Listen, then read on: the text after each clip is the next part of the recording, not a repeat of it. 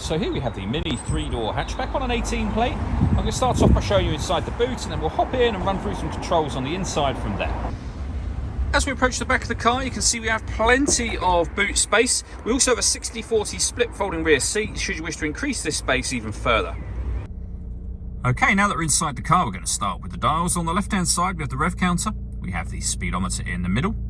We also got the total miles for the car in the middle. They are 21,981.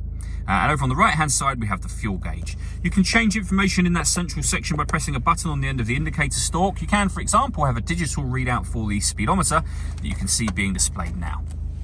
If we back out to the steering wheel, the buttons I was using a second ago are on the end of the stalk just here. Below that, on the steering wheel itself, we have cruise control and speed limiter. We then have stereo and phone controls over on the right-hand side. You'll only be able to use the phone controls after such time as you paired the phone up to the car. And that is done over on the central screen just here. So you have the phone icon. You can either use the touch screen, as I've just done, or you can use the dial and collection of buttons just down here. So that dial, for example, you can rotate down to manage mobile devices, push the dial down, and you'll be in that menu, and that's where you would pair your new phone. We can also go back to the main menu using those buttons. You've got your music options just here. So we have DAB, DAB and FM radio. We have Bluetooth audio and USB input as well. Again, everything that I'm doing at the moment is done using these dials down the bottom here. You can also see we've got satellite navigation, nice clear color display. We've done a full video showing how that works on our website and on our YouTube channel as well. We have the main volume for the stereo just here.